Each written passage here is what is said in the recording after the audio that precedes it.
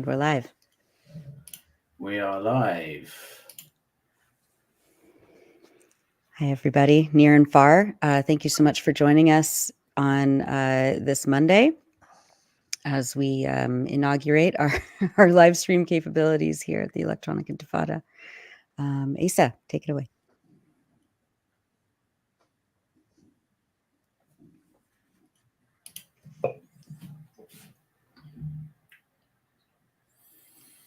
Asa. Hi. Yes, sorry, technical difficulties. Well, this is our first ever live stream, actually. So this is going to be a bit of an experiment for the Electronic Intifada. So bear with us. We'll see how it goes. Obviously, this is a new world we're in. This is an unprecedented era. And we thought it was a good time to go live. So we're going to be trying to reach people from Gaza later on in the stream. And we're joined here to kick things off with our executive director, Ali Abunimah, and with a friend of the show, Jon Elmer, who's going to be giving some of his expert analysis as always. Ali, do you want to kick things off for us with your assessment of the situation as you can see it in Palestine right now? Yes, and first let me say to everyone, welcome to the very first Electronic Intifada live stream. Thank you for joining us. Thank you, Jon, for giving us your time. I'm very excited to hear what you have to say about the military situation. Some of your observations that I've been reading have been really insightful and stunning, and I know that we're going to be trying to get some of our friends from Gaza live, so I hope people will really stick around.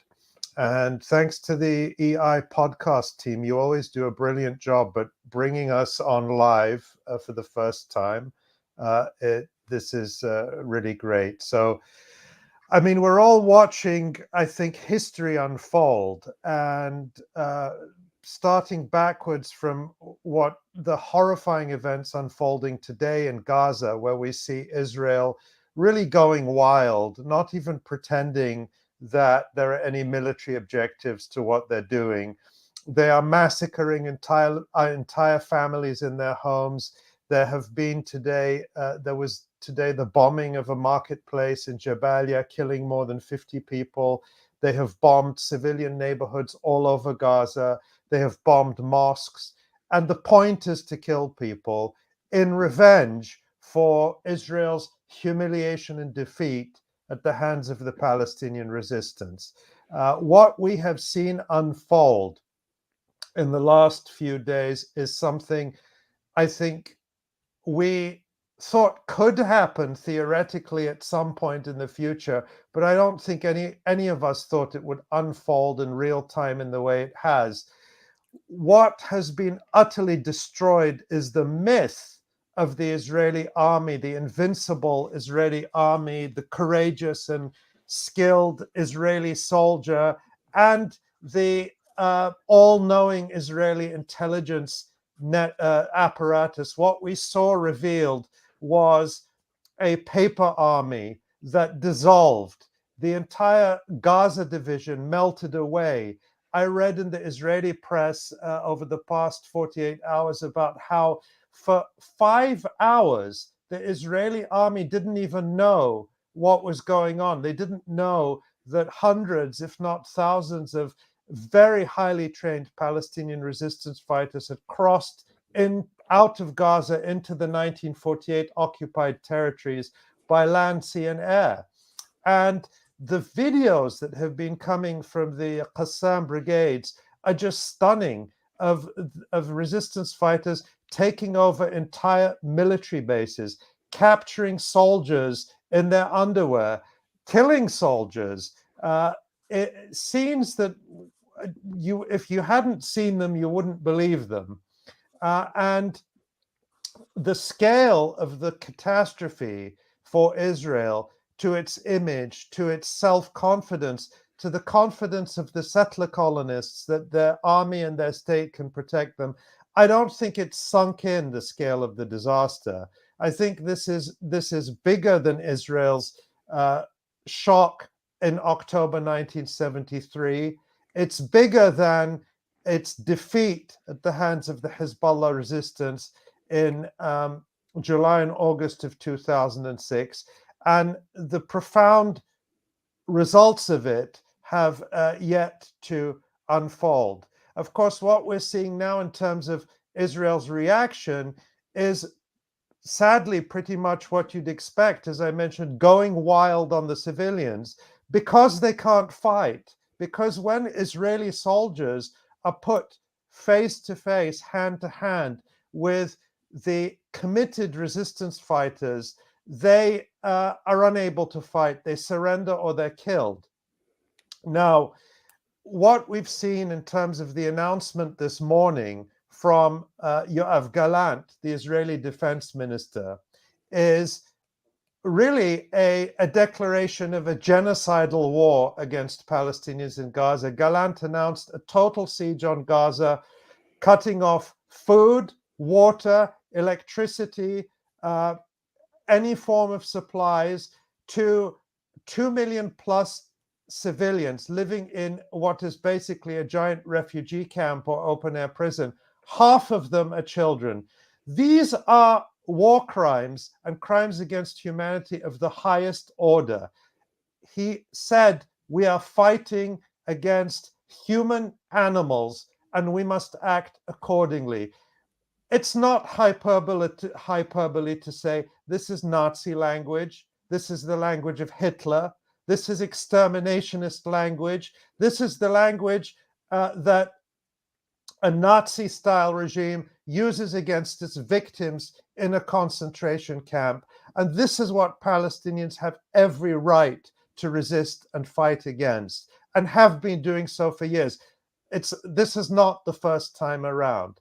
And what I want to say in terms of just kind of wrapping up these introductory comments is the reaction from the so-called West, the United States, the British, the Europeans. What Joseph Mess had in a brilliant article that we published at the Electronic Intifada last night, accurately called the international enemies of the Palestinian people. Normally, they will pay lip service to, they'll say Israel has a right to defend itself, but civilians should be protected. They're not saying that now. They are giving Israel 100 green lights to commit these massacres.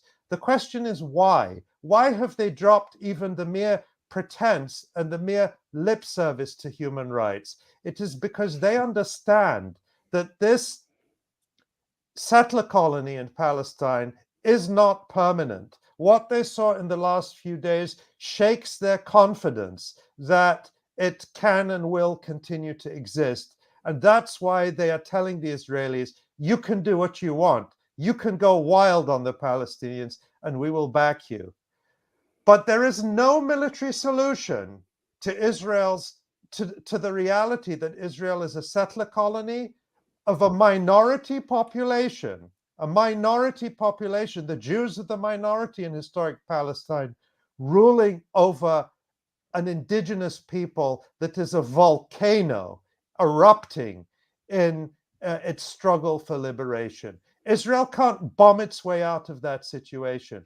And whatever horror it commits in Gaza, at the end of the day, it's still going to be an illegitimate settler colony, and the Palestinians are still going to be fighting for their liberation. That's what I see. That's what I feel coming from our friends and comrades in Gaza and across Palestine, who we'll hear from later. But that's kind of the picture I see now. Thank you so much, Ali. I want to bring in Refaat Alareer. He is a contributor to the Electronic Intifada. He's in Gaza right now. Refaat, thank you so much for finding, one bar of cell service and, a little bit of battery to join us. Can you please update us on what the current situation is right now in Gaza? Thank you, Nora, Ali, John, and Isa. unspeakable brutalities.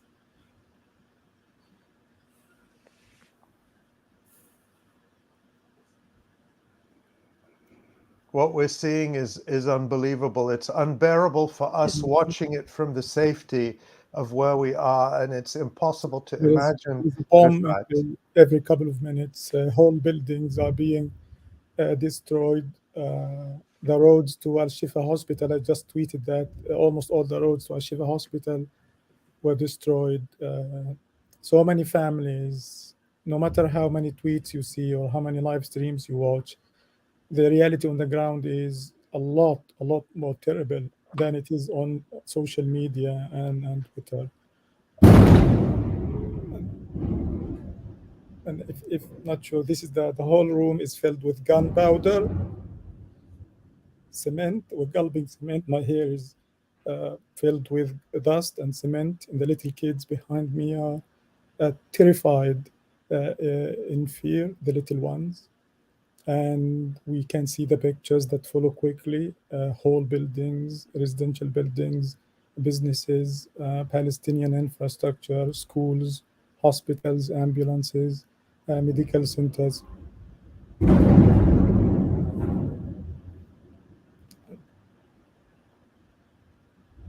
You don't know whether this is it. We don't deserve this. We're not animal like the Israelis think. Our kids deserve better. Israel knows that they want to punish the kids, the civilians, like Ali suggested. And I have always said this, even before, even from the 90s, when young Palestinians, Ali said, praise those valiant fighters. They are to be praised. But if you know them in real life, when you see the pictures of those fighters, they're very simple people. They're lightly armed, modestly trained, but they have a weapon that Israel does not have, the weapon of the belief, the faith that this is your land, that you're fighting a brutal European colonial enterprise that is being brutalizing Palestinians for over seven decades. The Palestinians are fighting with those people, even from the 90s and later on in the Second Intifada. They always came victorious when they came face to face with the Israelis. Always cost them loss in so many operations. And look at what happened. It's a miracle. It's actually 100 million miracles that took place.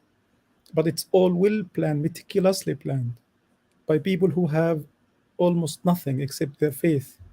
And those people believe that they're not only fighting for Palestine, they're fighting for the Ummah, they're fighting for a cause that is just, a cause that is, that should not and cannot be forsaken. We believe that if we give up, then everybody is going to say, look at the Palestinians, they gave up. Why don't you behave like the Palestinians? Why don't you bow down? And Israel knows this, and Israel is punishing not. By the way, the Palestinian fighters, they are inside occupied land. And many of those people from Shuja'iyya, from Jabalia, from Khan Yunis and Rafah and everywhere, they have their parents and grandparents who have land behind the armistice line. My grandmother used to point over there, saying that when Palestine is free, you will be rich, because we have a lot of land that we can use to farm, to sell, but it's not ours because of the Israeli brutal occupation. What I'm saying here briefly is that it's extremely horrible. The infrastructure, it's unprecedented. I'm not exaggerating again if I'm saying that this is the Blitz again all over, like what happened in London by the Nazis. Unfortunately, by the Israeli Zionists who claim to be the descendants of the victims of the Holocaust, are inflicting yet a similar plight, similar catastrophes against the Palestinians. We know that it's very bleak, it's very dark. There's no way out. If there's no water, there is no way out of Gaza. What should we do? Like drown? Like commit mass suicide? Is this what Israel wants? And we're not going to do that. And I was telling some friend the other day that I'm an academic. I probably the toughest thing I have at home is an expo marker. But if the Israelis invade, if they barge at us, charge at us, open door to door to massacre us, I'm going to use that marker, throw it at the Israeli soldiers, even if that is the last thing that I would be able to do. And this is the feeling of everybody. We are helpless. We have nothing to lose.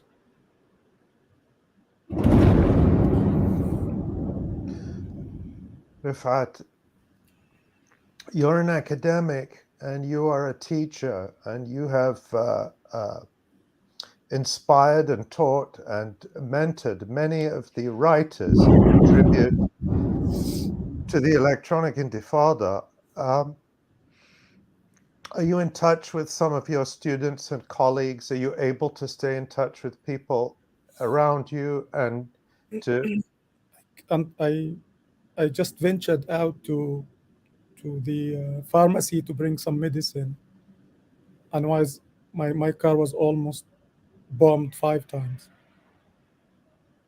Just just driving for 5 minutes to the pharmacy to bring medicine to the little ones, painkillers and stuff, and can only imagine how horrible it is. I took some videos, and these are, if you're counting, it's like every couple of minutes. These are just the ones around where I live in the Gaza City in Tel El Hawa, and you can multiply this by 100 times all across the Gaza Strip in Rafah. And it's not easy to call people. It's not easy to contact people, especially family members in Shujaiya, most of whom had to leave their homes. Israel has just destroyed the Palestinian telecommunications company with no internet, no electricity. There will be barely any internet or access or signal to call people. Sometimes I was just calling my daughter, and it took me like 5 tries just to get her to answer me. I am in touch with the people, with some of my friends, my students. I try, but I'm helpless. Like my students, I'm teaching English poetry this term. I was teaching them your poem, Ali, and they always love it. And I always tell them that how poetry can be your weapon. It's your strongest weapon. It's what you need to do to carry to do this. I'm lying to them. I think I'm lying to them if I'm telling them that this is your strongest weapon, and Israel is pouring tons and tons of dynamite, of U.S. made missiles up on our heads.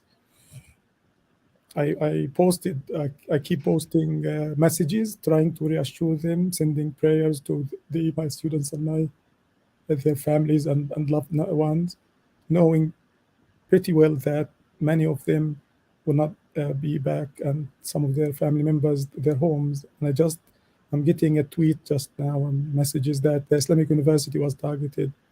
I'm praying that this is not true. If that's true, that's like almost 1,500 people without jobs, and 20,000 students without classes, without benches, without university degrees. So Israel, it's an open, it's a war against everything. There is nothing that Israel did not hit, and there's just one message. It's a message of hate, of death and destruction. That's it. There's no message because, and I don't like to say this because I don't want to be using the Israeli captives as a way to dissuade the Israelis, so to speak, from bombing. But these bombs will definitely harm and hurt the Israeli civilians, so to speak, and soldiers captured in Gaza, in the Gaza Strip. But maybe Israel is bombing this hard so that they can kill those people, those Israelis, before they kill the Palestinians, so they don't have to free the Palestinian political prisoners. But we are dealing with people that are extremely horrible. Like they are literally inciting genocide and taking words from the Nazi language and Nazi discourse. What else do you expect? I mean, the least you could expect. There was this, I think, was it the Jewish Congress that tweeted something about the Holocaust, that the number of Jews killed by the attacks from Gaza exceed any day of Jews killed during the Holocaust. And this is categorically, mathematically, statistically, it's wrong. And it's a minimization, trivialization of the Holocaust. But look to what extent they are willing to go. This is Holocaust denial, not only revisionism, because statistically, it's not even close. But they are willing to exonerate Hitler and the Nazis in order to demonize the Palestinians and justify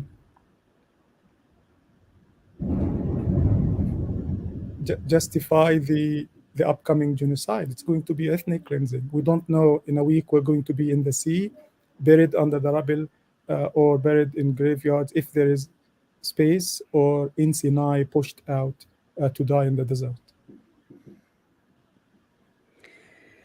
Refaat, we've over the many years of these types of assaults on Gaza, you've regularly talked about how you discuss this with your children, with your young kids.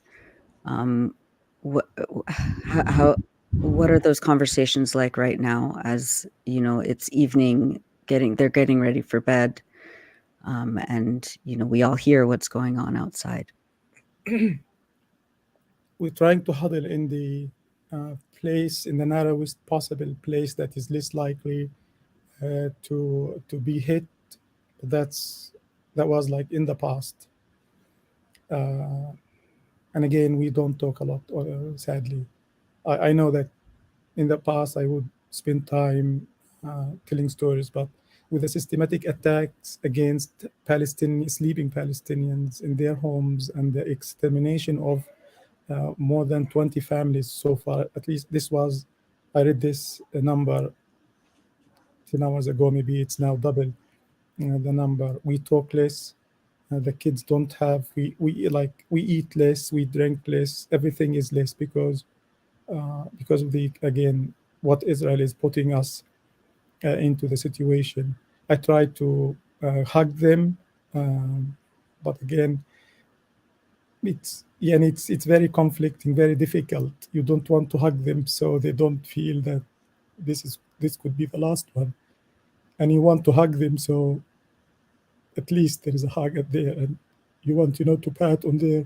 It is very, very difficult being a father here. Even the expressions of intimacy and love are very difficult because they could be interpreted in too many different ways. And the kids know, they feel all the lies we tell them that it's going to be okay, that the bombing is far away, that they're not working. Now, even the first day, the first 24 hours, there were screams and shrieks all over the area every time there's a bomb. But now everybody is calm.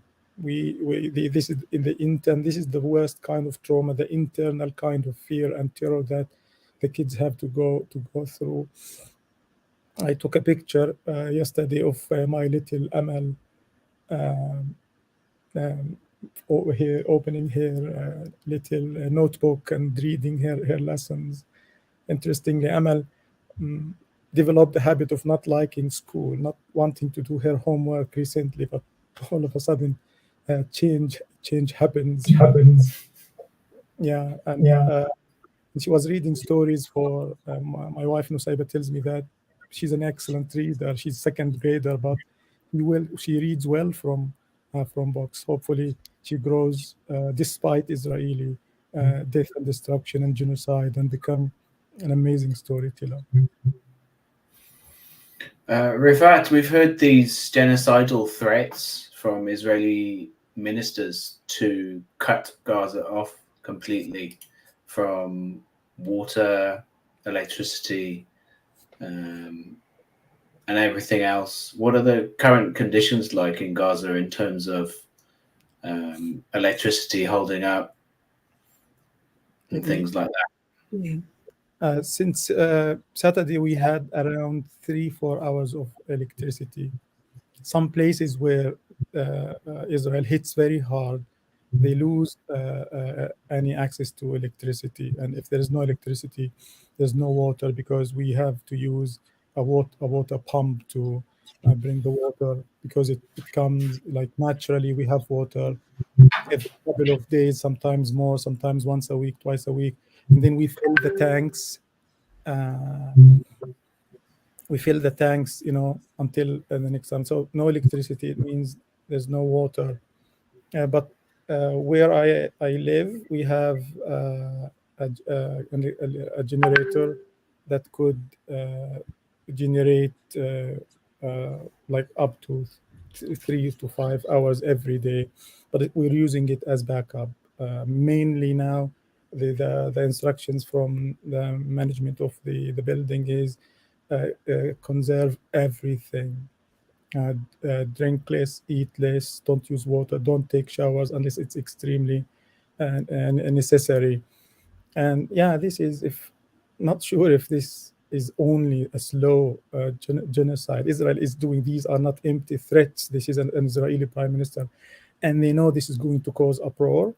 But yes, the international community is complicit. They no longer care, not even paying lip service to us. It's going to cause a tiny little embarrassment to Israel, because again, also using this threat and likening Palestinians to animals, to treat us like animals. It's what's going on in the ground. Many areas don't have water or electricity. Those who have are extremely lucky, and they barely can. I'm not sure how many, how long this can be the same. And clearly, it's not going to stay the same. It's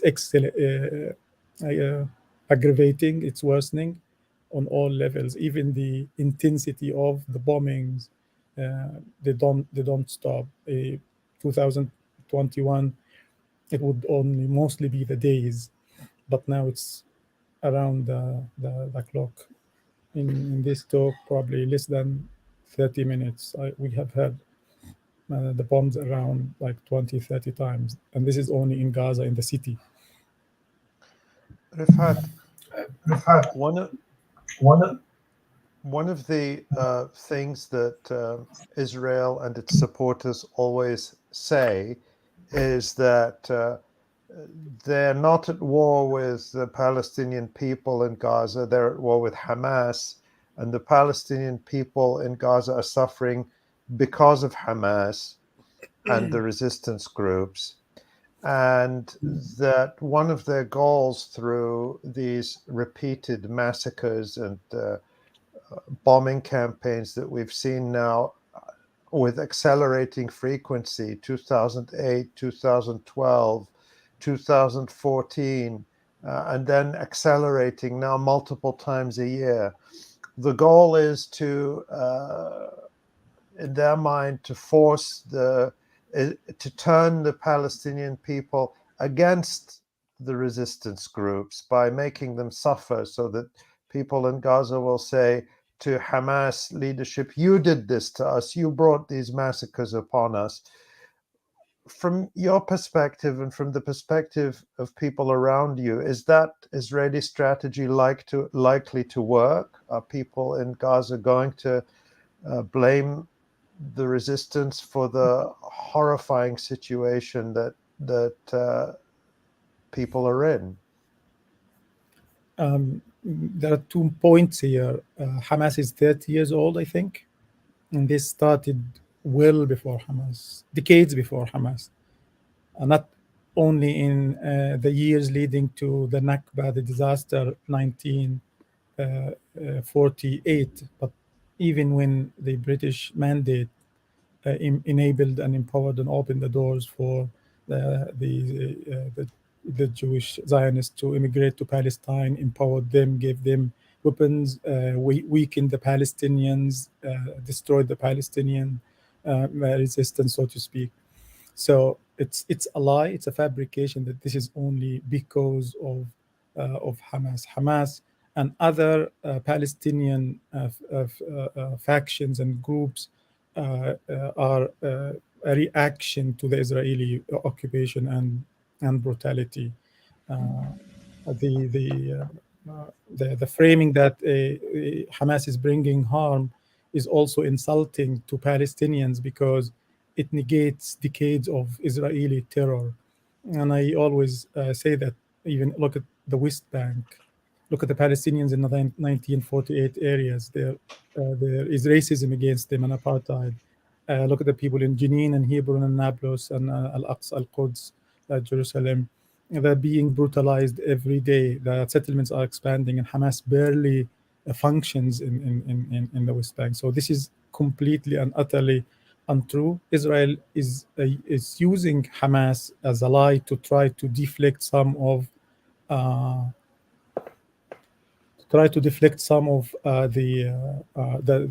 blame, or all the blame, that if Hamas stops, if Hamas is not in Gaza, we're not going to be doing this, and it's a lie. The second thing, Palestinians have learned a hard lesson that Israel is going to kill them no matter what. In 2014, when Israel wanted to eradicate Hamas, they killed people from the Islamic Jihad and from Fatah, and they killed 551 Palestinian kids and like 200 women and 150 elderly people or so. So Israel does not differentiate. Israel kills all. The same thing happened again and again later in later Israeli attacks. And so many Palestinians realize that if Israel starts a war, it's going to kill anybody. And this is one.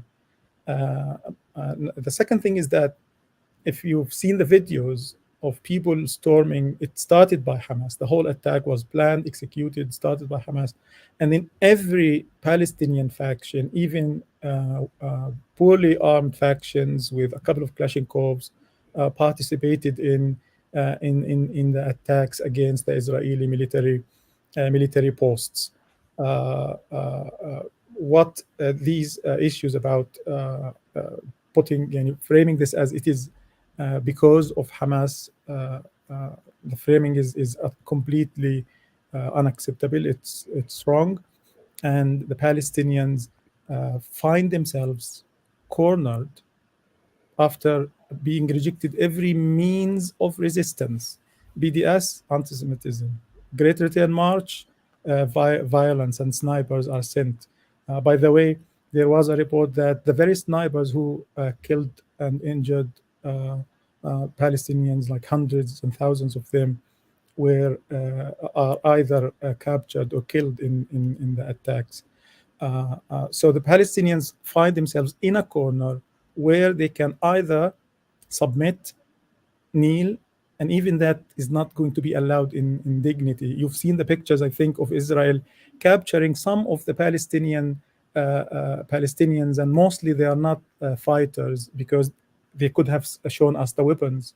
There were no weapons. So many Palestinian civilians entered there because they wanted to see Palestine, their villages and their towns, and those people were arrested and they were humiliated. So even if Palestinians choose to submit, to surrender, Israel is going to humiliate them. So for that, and for our belief in our right to defend ourselves and the dignity of the free world, all Palestinians are in this together.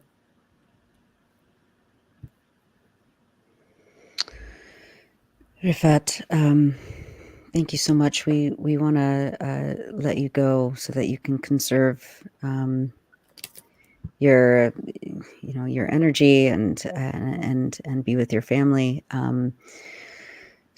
But we will have you back on. Of course, we will have updates. We will keep in contact. And thank you. It's rare that we're left speechless, but we're with you. We're with you.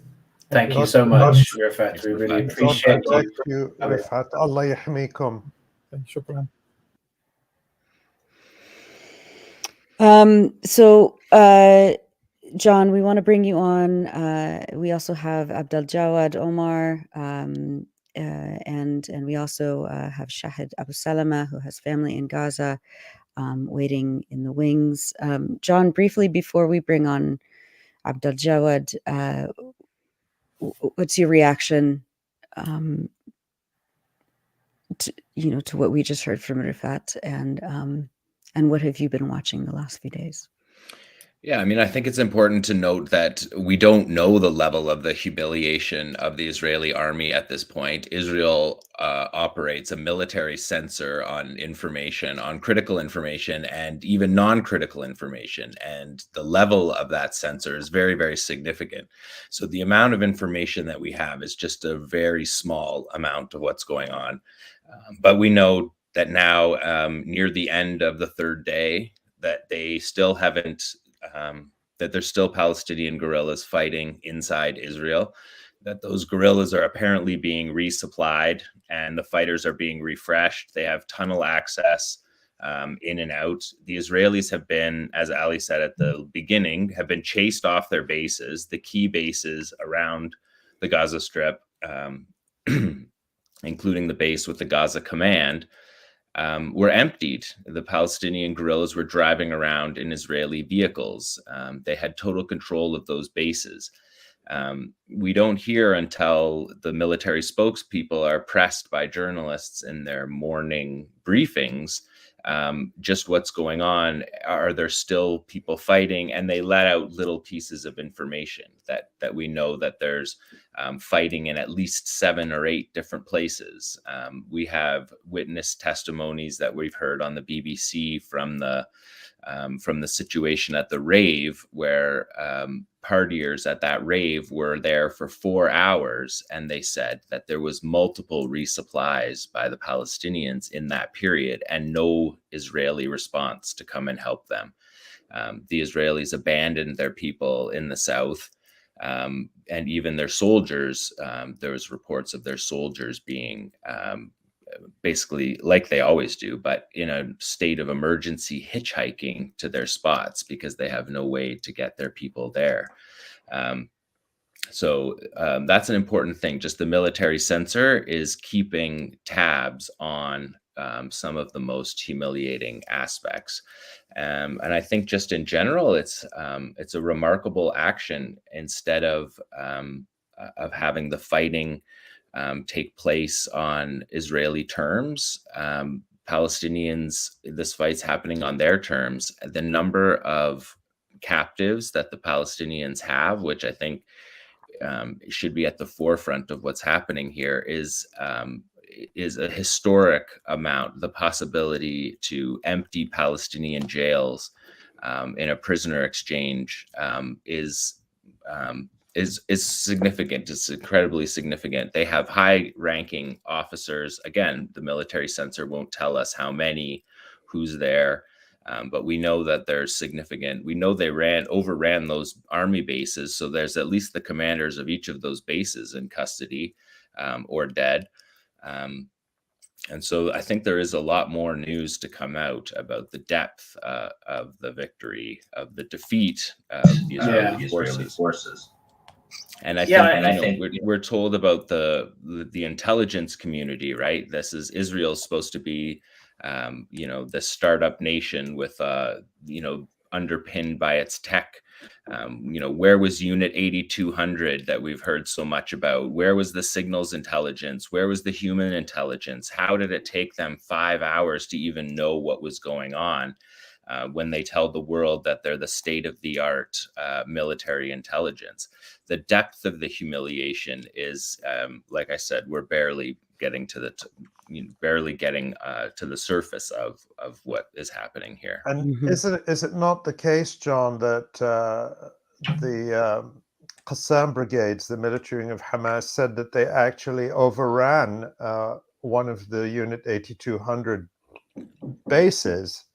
And it's also my understanding, at least it's been some of the reports I've read, that when the Qassam fighters overran the Erez crossing, they took computers and hard drives, which provide them with lists of collaborators potentially and other information that would be of strategic importance. So the failure is potentially on so many levels that even the Israelis, let alone we, don't yet fully understand and comprehend.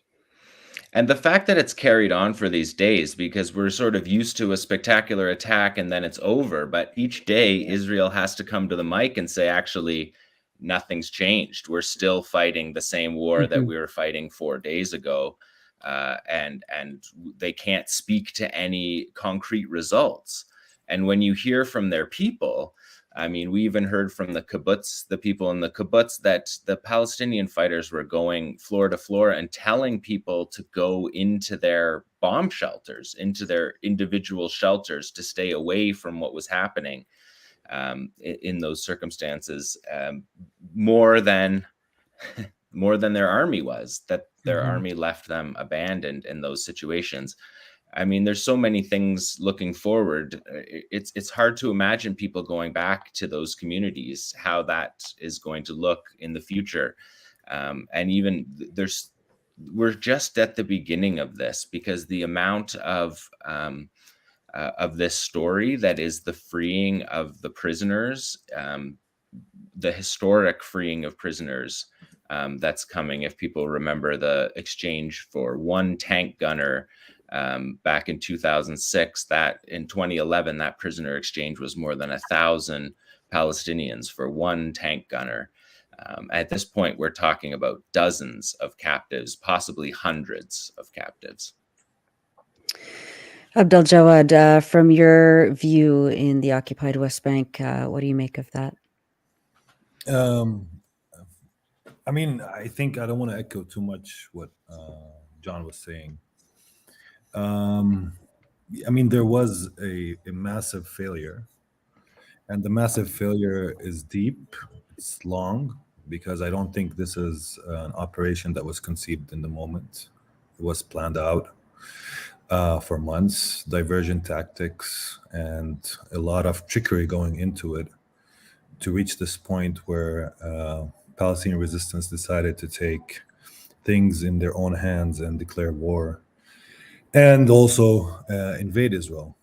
So there's the intelligence failure that John says, and then there's also breaching the wall. This is an underground wall. It's a highly electronized wall. It's supposed to monitor every movement near the fence across the whole of the Gaza Strip. Somehow Israel was blinded. We don't know how. It was totally blinded. It did not even see these fighters coming in. All warning systems failed, including intelligence, which should preconceive of this attack, but also in the moment, like in moment zero, they couldn't do anything about it. And they were caught red-handed and with total surprise. So in fact, the Palestinian resistance was able to destroy the entire line of defense that surrounds the Gaza Strip and its military, let's say, backbone. So that's why we saw that the Israeli military took a long time for it to respond, because it lost its command and control centers in this area. It lost all information. It couldn't really act or react to what was happening. And this is a moment of off balance for the Israelis. It's a moment where they're very highly insecure in a precarious position. And they're taking decisions under a lot of stress and duress to try to retain some of their lost glory. And therefore, it's a scary moment as well, because they are probably prone to make a lot of mistakes in their calculation as they move on. So as they move on and try to create havoc in the Gaza Strip, the terror we saw, the bombs that we were hearing as Refaat was speaking, preparing the ground for a ground assault. It's easy to start a war. It's not easy to end it. It's easy to enter the Gaza Strip and try to show bravado, but at the same time, that might come costly on Israel and Gaza, the Strip, at the same time. So there's a lot of things happening, and as John says, the fighting within 1948 territories has not ended. But I think one of the worries, at least for me speaking, is to what extent Israel's leadership now is miscalculating its steps and moves, and pushing not only Gaza but the entire region for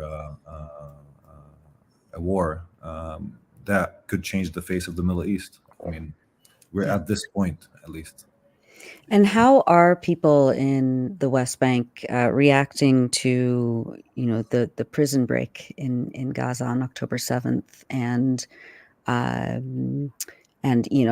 of course the bombing campaign that Israel is relentlessly engaging in now? I mean, there's a lot of awe. There's a lot of excitement, hope, generated by what happened in the past couple of days in the West Bank, but also a lot of helplessness, and also a lot of feelings of horror and terror surrounding people, because it's one of these moments where the future seems hanging and you don't know where it's going. And still, I think the past 3 days have not been still, embedded too much in our consciousness yet. I mean, I think we had this moment where we couldn't believe what was happening. And I think people are still making it out of this condition of that what happened actually really happened. And as John was saying, even what happened is still engulfed with a lot of, let's say, misinformation, the slow spread of news of the killings. What really happened and transpired is still not totally clear for most people in the West Bank. But there's a lot of anticipation, and I think it's creating this moment where there's a shift in consciousness that Israel is not what Israel was in terms of its fighting prowess, in terms of its regular army, in terms of its will to fight. We saw that in Jenin months ago. We're seeing it today as well, with soldiers abandoning their bases and running away and not protecting the settlements that they were supposed to protect. We're seeing it in many arenas in many different ways, and Israel's response is, like always, is to fight by remote control, is to fight through air power, is to fight through cowardly moves that I think makes it a very bloodthirsty power, but one that is not willing to risk its own soldiers and its own military. So there's this shift in consciousness, but I think it's still slow. And as things move on, I don't know what's going to happen in the West Bank as well. I mean, history has opened up today, in the past couple of days. And I think we don't really know. Nobody really knows what could go on in the West Bank. Abdaljawad, question for you about the ground invasion, and then maybe after you, John, you probably have thoughts on this too. But what do you make of all this talk of a ground invasion into Gaza by the Israelis? On the Western media at the moment, there's a lot of sort of live coverage of tanks being sent down to the south of 1948 Palestine. And there's lots of talk about a ground invasion and so on and so forth. But during the last major escalation against Gaza, we saw similar talk. There was a lot of talk about ground invasion of Gaza, and that all came to nothing. That said, this is obviously an unprecedented situation. But as you've both been saying, the battles inside 48 territories are still ongoing. So what do you make of this kind of talk? I think, look, there's a context to what happened also from a military perspective in terms of, Israel's dialogue, if you want, military dialogue with the resistance groups. So what happened in 2021 was a diversion tactic that was meant to take Hamas's fighters into the tunnels that Israel has figured out, and then bomb these fighters while they're in the tunnels. And it didn't work because Hamas caught on the trick and actually did not place its fighters within these tunnels. But what's important about the last rounds, at least coming into this offensive, this Palestinian offensive that we saw, is that Israel's refusal to actually do a ground maneuver, to exchange prisoners with the 4 prisoners that Hamas already had captured, incentivized this process for the Palestinian resistance to find a new way to engage the Israelis, to figure out how they could reach and actually have close-to-close combat. So it's actually partially what happened today was was produced by Israel's refusal to engage in any military maneuver. Now, it's one thing to do a military maneuver within the Gaza Strip. You can have a limited maneuver, you could have a deep maneuver, you could say, look, I want to go in and I want to destroy the entire resistance and its infrastructure, in a long campaign. So there's multiple options for Israel for what it could do in terms of a ground maneuver, but they are all also tedious and risky in terms of also finding out that its ground forces are not ready for such war, especially for an army that has evaded such types of actions, at least for the past decade or so, at least since the 2006 Lebanon war, has tried to move away from military maneuvers deep within enemy territory. For it to actually now decide on it without any concrete political objectives, without any concrete policy objectives, except to wreak havoc, also could lead to a disaster in its own making. I mean, in military science, we always say war, you can start a war, but you don't know how it ends. You can go in, but you don't know what actually will transpire. And it could only deepen Israel's crisis, because also a ground maneuver could also incentivize other players in the region to enter this war and to make also this kind of maneuver more difficult as multiple fronts open up and we can see a more broad form of warfare happening in terms of rocket firepower coming from Lebanon or Syria or other places. I'm not sure, because I don't think also in terms of Hamas's alliances and Palestinian resistance alliances that they will be left alone to withstand Israel power without them interfering at some point, whatever that point is. It will be a critical point also in what transpires throughout the upcoming campaign that Israel is launching. But right now, what Israel is doing is basically an air power campaign that actually targets civilians, not as a collateral damage, but it's targeting and trying to horrify civilians through and also doing some tactical objectives by trying to open new spaces for tanks and other military vehicles to open up. And that's why we're seeing this heavy fire falling on Gaza. But it includes different nodes, institutions like universities, civil institutions. It's trying to destroy the entire Gaza Strip infrastructure, exacting a heavy price, but also attempting, I think, at some point to open up the space in different ways for its ground maneuver within the Gaza Strip itself. So that's what's happening, at least if we read it from far away. I'm not sure if that's what actually would transpire, but at least these are my narrow predictions.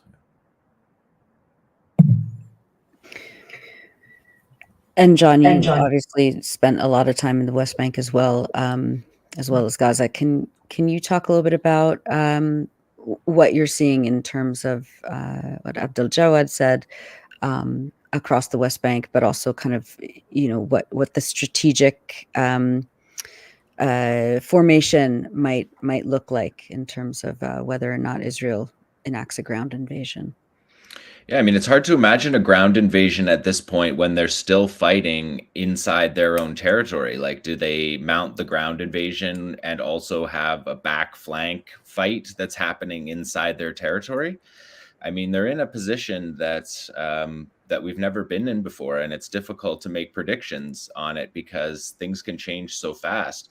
The posture of Hezbollah in the north doesn't make it seem like they're going to sit this one out. And, some of it might be posturing, some of it might just be solidarity actions to make it seem like that's the case. But Hezbollah has significant capabilities to turn the conflict in a very, very short amount of time by participating just a little bit. So if it does become a wider regional war, that does not benefit Israel.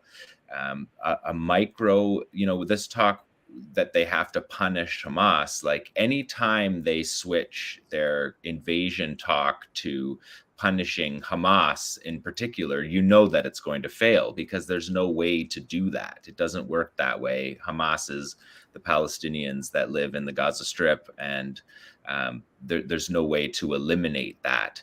And just in terms of like Israeli capability, I haven't seen that capability of an Israeli ground war now, 8 years after their first failed ground war, where they went in and basically went, oh, okay, no, we're not going to do this, and basically turned on their heels and left.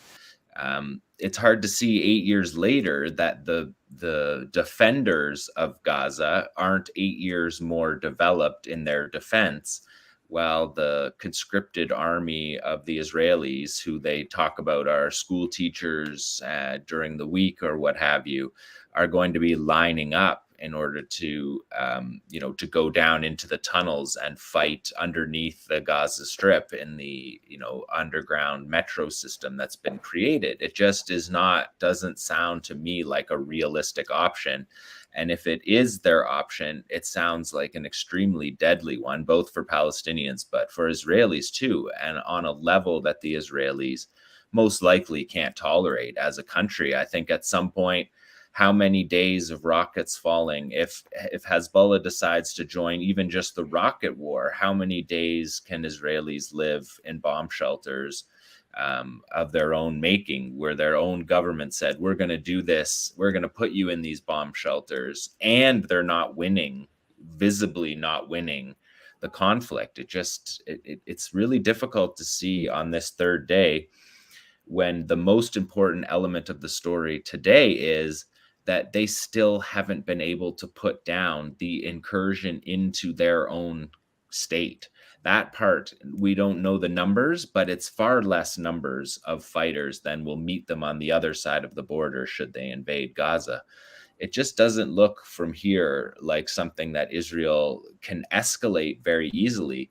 They now have hundreds of their captives. Are they going to carpet bomb Gaza with their captives? They're going to kill their captives. So there's so many different things that Israel has to now take into question that, even 10 years ago, when everybody just assumed that they were the Goliath that could do whatever they wanted, things have really changed. They changed in 2006 for Hezbollah. And of course, we've all seen Hezbollah hasn't looked back. That the ability to win that war is worth something that that Israel maybe can never get back. Yeah. And now they're tempting that in the Gaza Strip. It's hard to see that being successful from an Israeli point of view, and from a Palestinian point of view. Of course, we hope it doesn't happen. But if it does happen, I can see Israel walking into an ambush in the Gaza Strip. Ali, I know you have a question. I just wanted to reintroduce our guests and pre-introduce Shahd Abusalama. Jon Elmer is a contributor. He's been a researcher for decades working on Palestine. He's also my co-host over at the Brief podcast. Abdaljawad is an academic lecturer at Birzeit University, analyst and scholar. And in one moment, we'll bring on Shahd Abusalama, who is a good friend, longtime friend of the Electronic Intifada, joining us from London. So yeah, we'll get to Shahd in 1 minute. Ali, go ahead. Oh, you're muted. Thank you, Abdaljawad and Jon. Your analysis is really helpful. I guess the thing I'm thinking about or wondering about, and I suspect a lot of people are, is, of course, we've all grown up with this idea of Israel as this immense and capable military power. But we have seen a number of notable failures in recent years.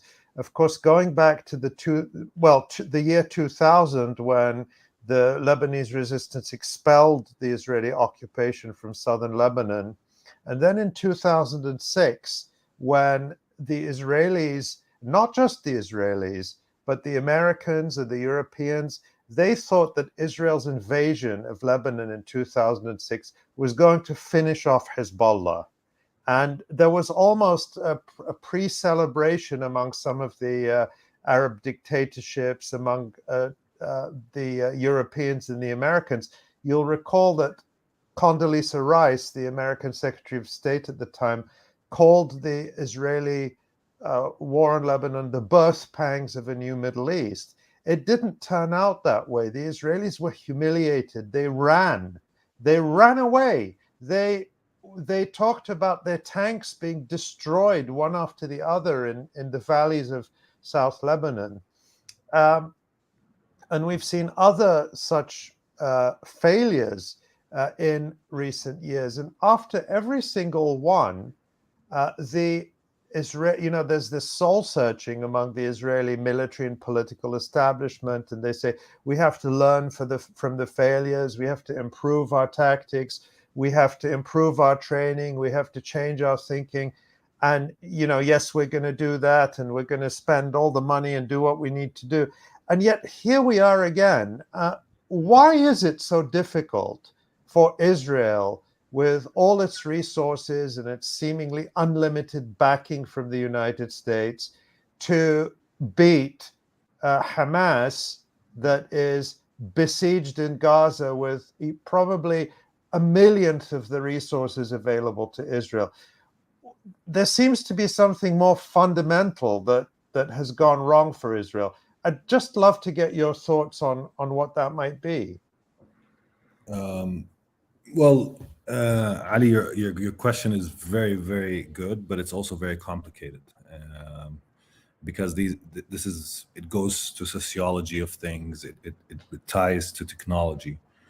One of the elements of why Israel is not willing to fight close battles, and why it's losing this will to fight in combat, and why it's not tolerant for any casualties, is this kind of social ideology that exists within the state, that they can live with zero risk, take people's land and live with zero risk, and that technology can protect them, and that defensive layer, with walls and with creation of new defensive techniques, can actually enable them to still be on top of things while still not going and sacrificing their young sons and daughters in war and battle, like they've done to actually create the state. So in many ways, I think there is that technological element. There's the structure of the family, if you want, less children, which means less willingness to sacrifice. There's a lot of historical elements that go to why Israel is incapable of fighting wars like they did. And I think because they're also meeting an enemy that is not anymore afraid to test its own tactical and technological ingenuity. In a sense, what we see with Hezbollah and Hamas and others are people who take war seriously. They take the science of tactics seriously. They take whatever resources they have and they turn it into political action that opens the horizon of the politically possible seriously. So I think for the first time, they're also meeting a foe that, using whatever capacity, even if it's narrow, if it's simple, to create this horizon of what is politically possible. So they're meeting a foe that also learns, that also understands Israel, it understands its society, it understands what it's willing to do, it understands the composition of its government, its military and intelligence class. It understands also its strong points, because the state has a lot of strong points, but also it understands its weak points.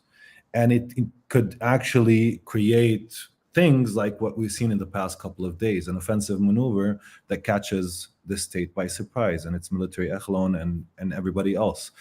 So there's a lot of historical reasons for why Israel is failing in the ground warfare, why it's leaving that ground warfare. It's social, it's ideological, it has to do with the fissures in society, the structure of the family, with technology and the over-reliance on technology. And this hope that with whatever technical tools they have, including AI and cyber, etc., they can conduct war from the safety of a Tel Aviv high-rise or wherever they are. And I think this is just an impossible equation if for them. And I think that's why they're also, while they're caught off-handed, while they're in this area where there's a lot of psycho-effective, I think, also discourse coming from their leaders in a way, yani, that shows anger, that shows being shaken.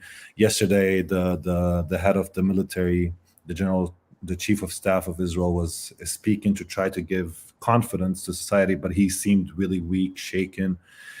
He didn't look okay at all. His speech was very weak.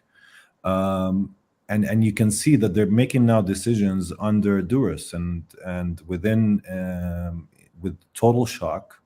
And I think there will be a lot of miscalculations going into this from their side on what is possible for them to retaliate, because in many of the campaigns, this is a very concentrated campaign from the Palestinian perspective. And you already have the biggest event in the first 2 days coming in. And the more they want to push this, the more they want to go after Gaza and the resistance there, the more it opens up the space for a war that Israel certainly does not want. Yeah, I think there's also just a professionalization of the Palestinian forces that we have to put our finger on as well. That began back in the mid-aughts. Ahmed Jabari set about making an army, and instead of having a guerrilla factions, to make a professionalized army, they shared information with the Mad Mughniya of Hezbollah, and it was a concentrated program to train the fighters in a professionalized army. They recruit better, they recruit younger, they have an eye on building a fighting force the way that Hezbollah did in Lebanon, by accessing like youth movements and having people come out as professional fighters right from the beginning and to join the army. And that kind of professionalization is what we've seen really on display. And each year it gets better. In 2008, we saw the rockets were going further, right? In 2014, we saw that they could repel a ground invasion by moving through tunnels in their own territory that had been pre-built to ambush fighters. Israeli fighters. The professionalization on display over these last 3 days, basically ghosts coming in and out through the tunnels. The Israelis have no idea where they're even fighting. They can't tell you how many places they're fighting at. But you have a professionalized force that's holding down, resupplying, refreshing its fighters. That quality of soldier, I mean, even just something as simple as looking on Twitter at the sort of military nerd community that talks about these kind of things, and they watch the helmet cam footage of the Qassam fighters, and they're internationally recognized as competent fighters, as excellent fighters, and that's on display. And I think to that degree, there was a process within the Palestinian national movement to create a professionalized army. And they've done that rather than fighting under one banner or another, or one faction or another, but to create a unified command. Of course, Qassam and Sarai al-Quds are the leaders of that, but the other factions have ways to participate as well. But the professionalization and quality of the Palestinian fighter is what's setting the tone in these last number of conflicts. And professionalization of their intelligence operation too, clearly. You know, the fact that they were able to defeat supposedly the most, awesome intelligence operation in the Middle East, Israel. That myth of the invincible Mossad and Shin Bet has just been busted forever. And the fact that Hamas and the other factions were able to defeat that in one day, although obviously, as Abdaljawad said earlier, this was clearly months, if not years, in the plan. The fact that they were able to defeat that just shows how professional that counterintelligence operation is. I wanted to bring in our friend Shahd Abusalama. She is in London and has family in Gaza. Shahd, Hi. thank you so much for being here. How is your family? What are you hearing from your loved ones in Gaza right now? Hi, all. My family, like all survivors in Gaza, are literally waiting for their destiny. My parents they tell us to take care of ourselves and force ourselves to eat and sleep and rest. So we manage to tell their stories in case they are gone. And this is the situation that is facing every Palestinian in Gaza. There is no discrimination between homes, hospitals, mosques, the stones, trees. There is no discrimination at all. Everyone is a target, and there is no place that is safe. Right now, I only have one check on my messages to them, and every time like this happens, like we're struggling with the darkest thoughts, and the telecommunications are bombed, the internet and electricity infrastructures are bombed, and people feel isolated, and they feel like they are already in the middle of a genocide being played out in real lifetime and on live TV screens, and somehow the world is continuing to give a green light to all these massacres.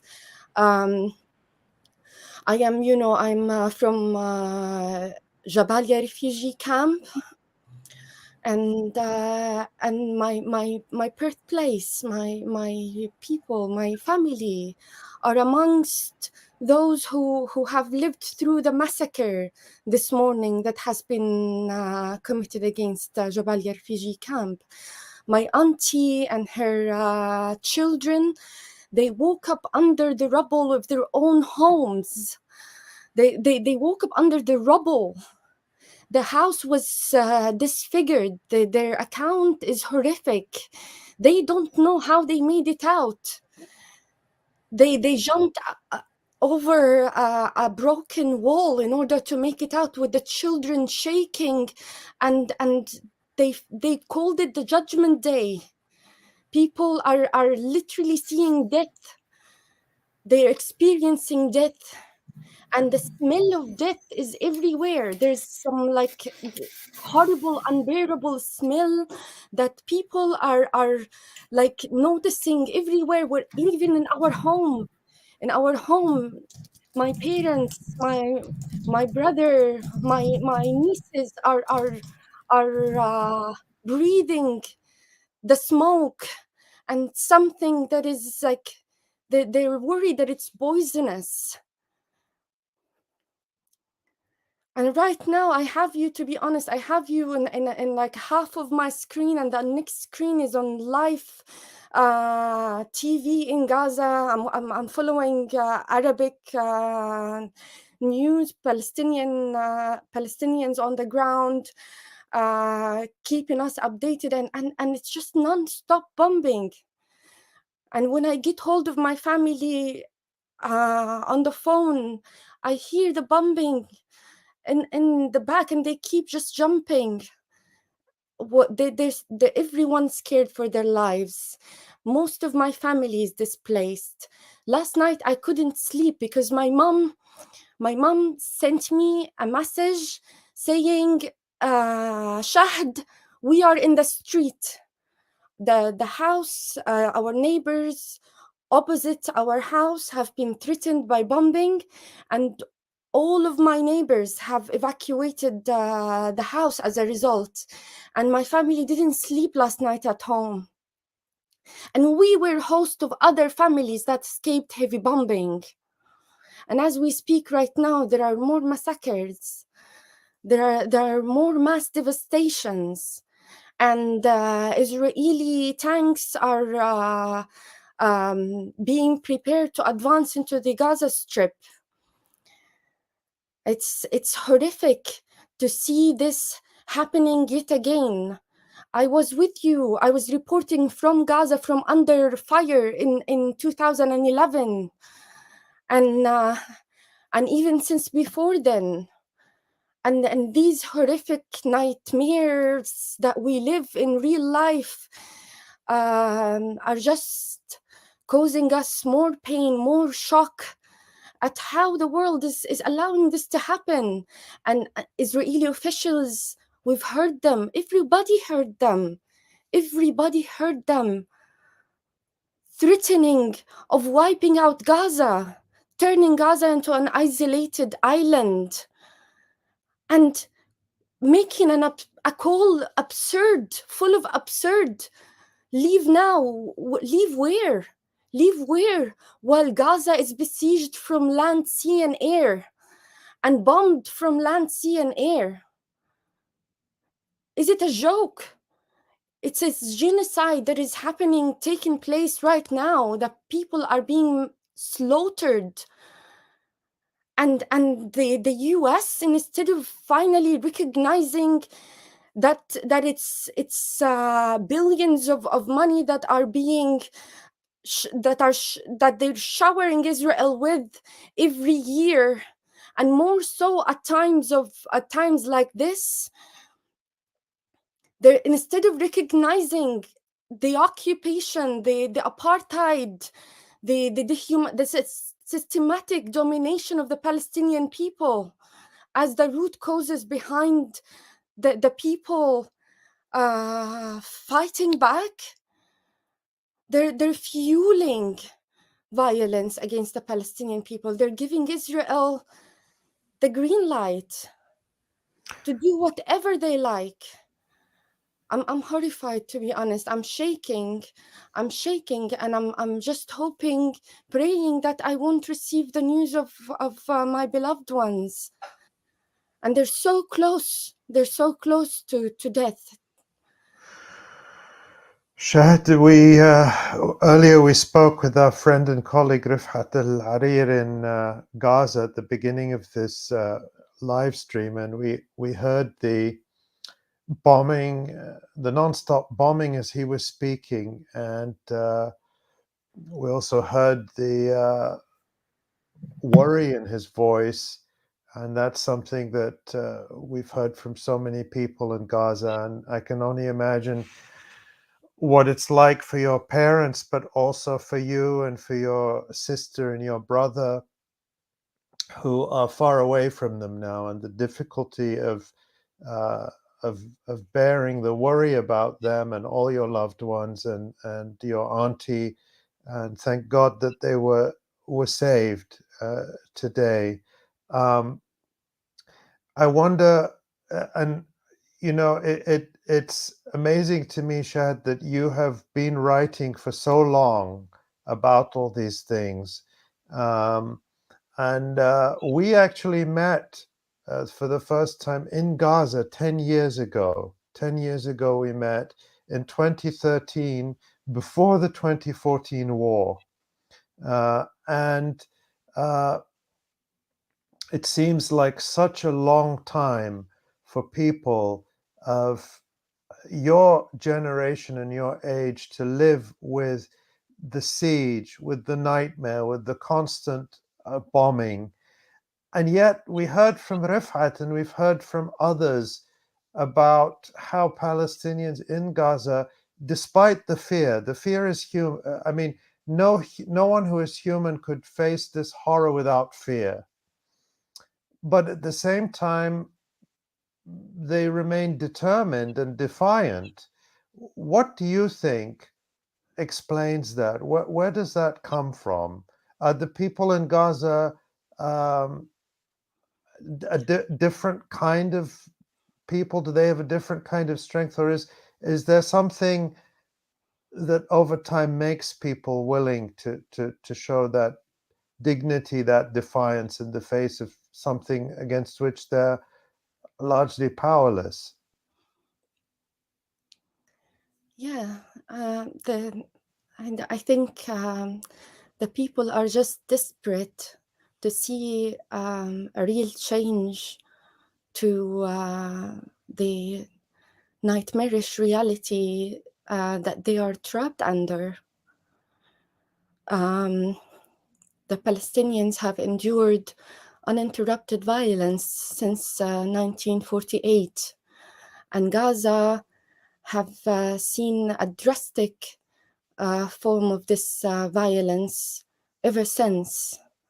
Actually, the term, the description of Gaza as an open-air prison was used by refugees since 1948. And my grandparents could see our lands from some parts of the north of Gaza. It's very close. It's very close, and yet it's so far from being reached.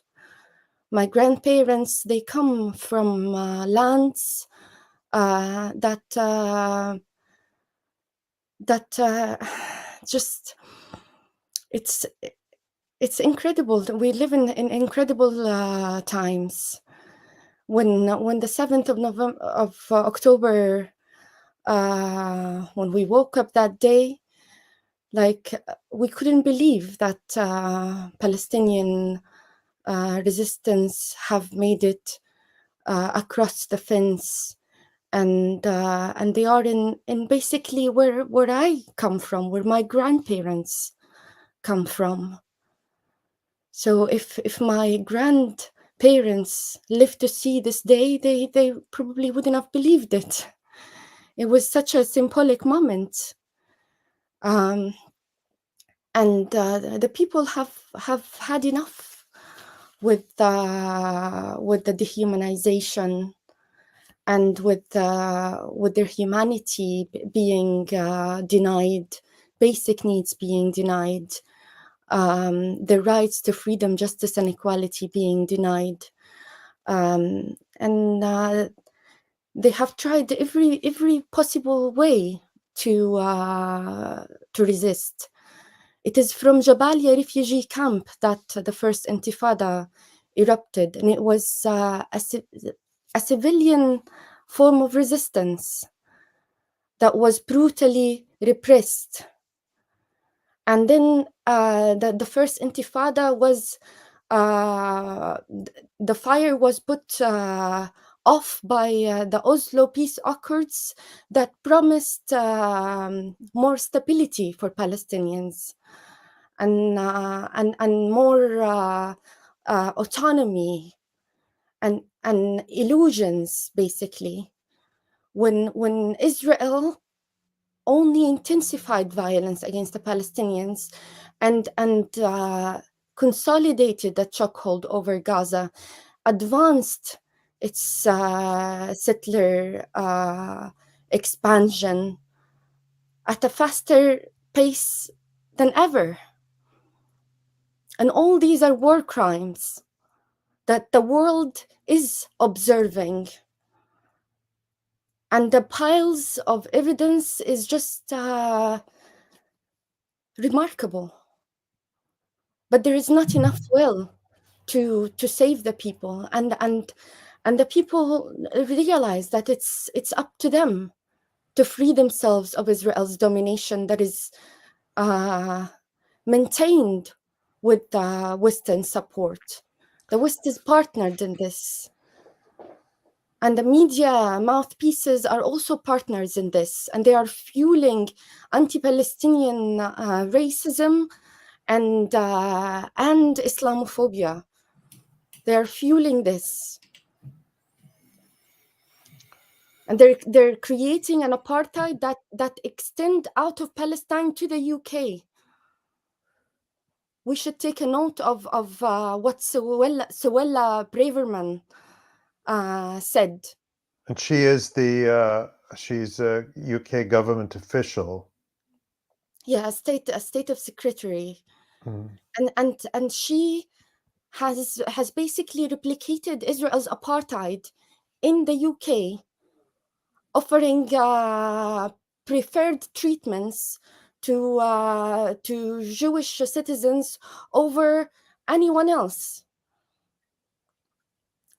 That speaks to the, I'm sorry to interrupt, but it speaks also to the difficulty, perhaps the difficulty that, or the increasing obstacles that governments are placing, Western governments, the ones who are the so-called champions of democracy and free speech, for us as Palestinians or people in the solidarity movement to even advocate for Palestinian rights or to speak about Israel's crimes.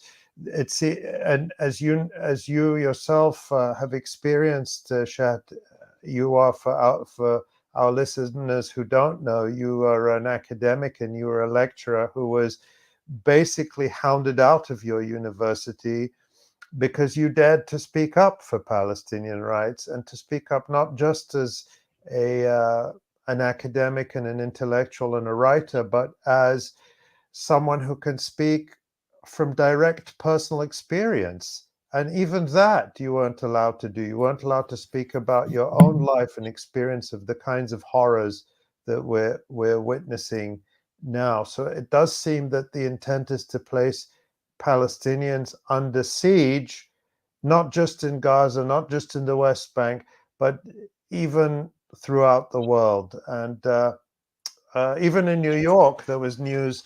The mayor of New York announced that the police were going to be monitoring a rally in support of Palestinian rights. And Jon, I'd love to hear if you can say something also about the free speech, so-called free speech situation in Canada with respect to the need now for people to raise their voices even louder, given how Canada, just like the rest of the so-called Western democracies, are cheerleading for the massacres that we see in Gaza, like the one that happened this morning in Jabalia. Yeah, Canada has been a firm ally of Israel's through and through, right from the beginning. Getting a Canadian politician to speak out in defense of Palestinians is something that we don't really ever see.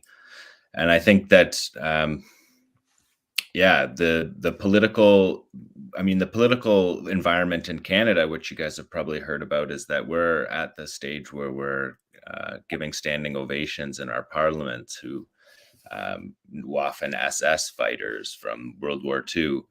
So the politics in Canada are a little frazzled at the moment, for sure.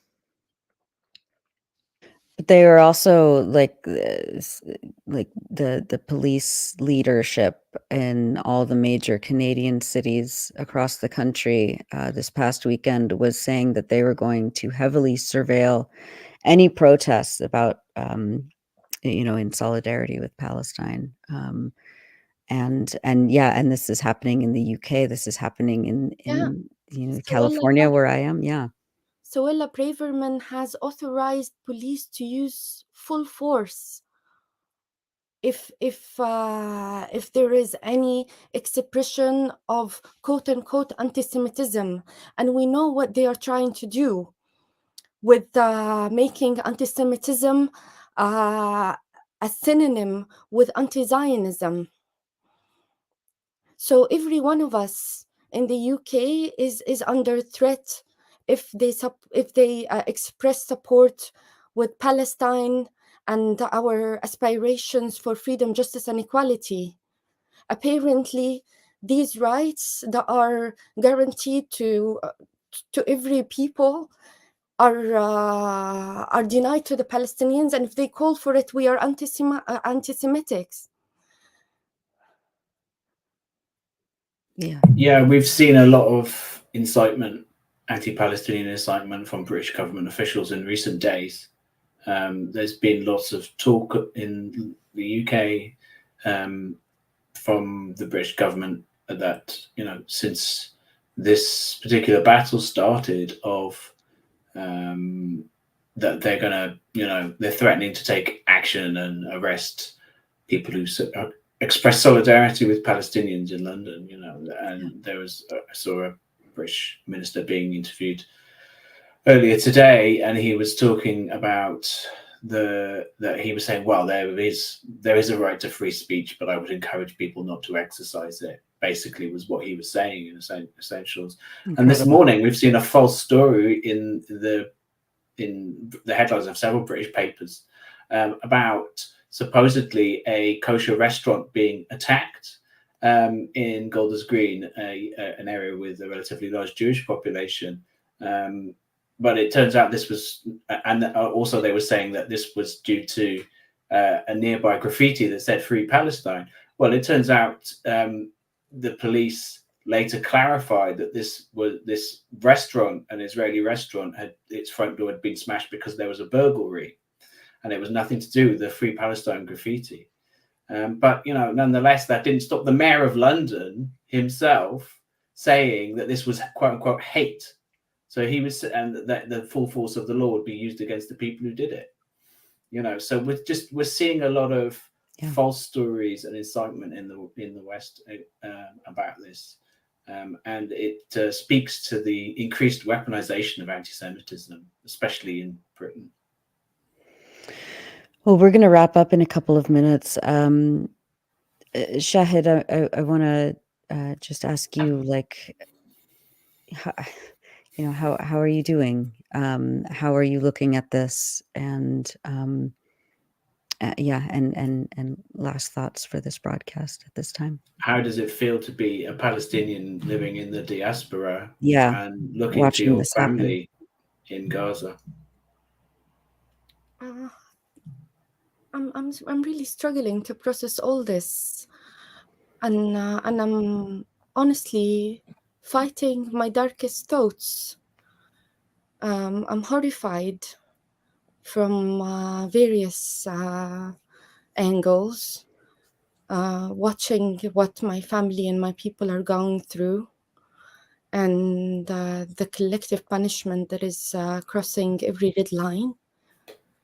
And at the same time, the justifications that are parroted by world leaders and the military aid packages that are given to Israel, and the media, how they're equating between an occupied and an occupier that is backed by world imperial powers, one of the strongest militaries in the world, that is capable of in seconds turning high-rise buildings into a pile of rubble.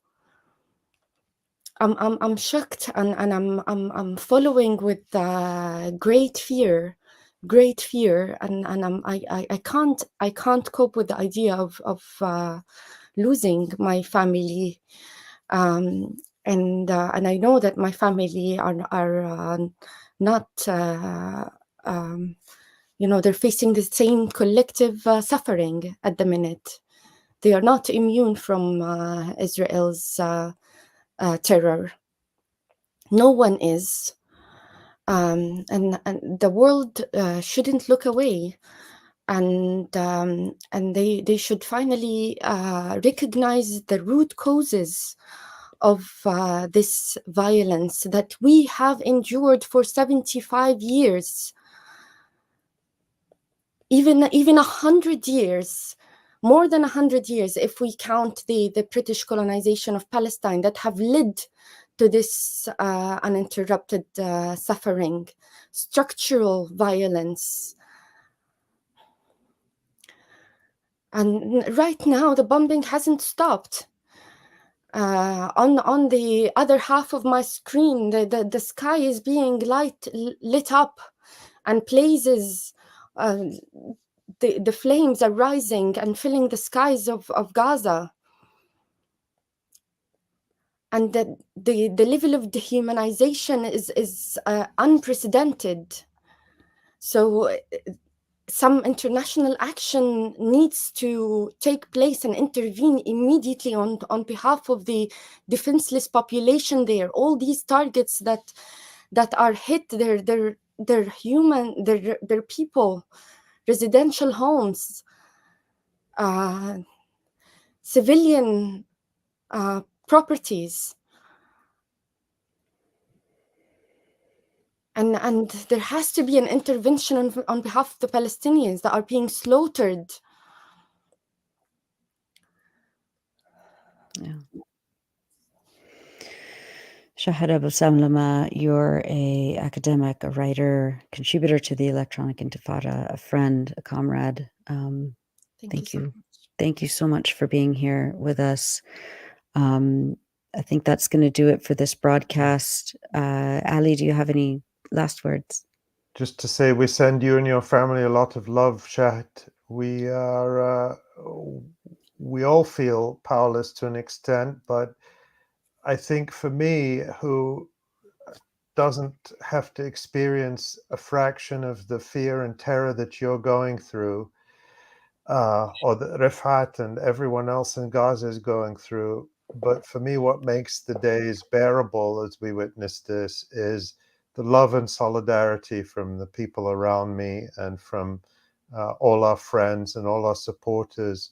And so we send you that love and solidarity, and we thank you for being here with us. And I just want to say thank you to everyone and to all our supporters of the Electronic Intifada who help us to try to enlighten the world a little bit about what is happening.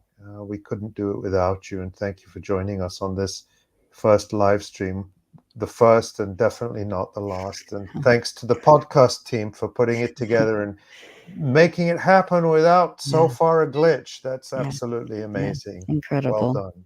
Yeah. Thank you so much, everybody. Thank you. And thank you. Thank you, Shahd. And also we should say, myself and Asa and Nora from the EI team are here, and Jon, who's almost a member of the EI team in the sense that he is a great friend of the show. But behind the scenes, we have Tamara Nassar, who has been doing a fantastic job of managing the live stream. So thank you, Tamara, as well. Thank you, Tamara. Thank you. Yeah, thanks for having me.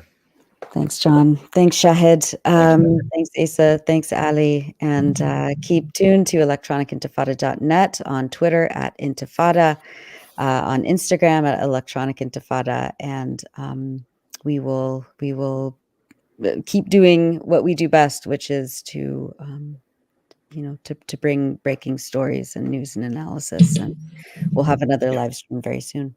Yeah, and sign up to our email list at electronicintifada.net. It's the best way to keep in touch with all of our daily updates within these days of fractured internet platforms. We still have the tried and trusted method of email, so please sign up to that, as well as following us on all the platforms and liking and subscribing. Yeah, and so people, just to be clear, if you just go to our website, electronicintifada.net, at the top left of the homepage, there is a place where you can sign up for the email list and stay in touch with us. Even if Twitter or Facebook or whatever it is goes under, you'll still stay in touch with us. And donate to our work as well. Yes, please. We can't do this without you. Thank you, everybody. Until soon. Thanks, guys. Thank you. Thank you. Bye. Bye. Bye.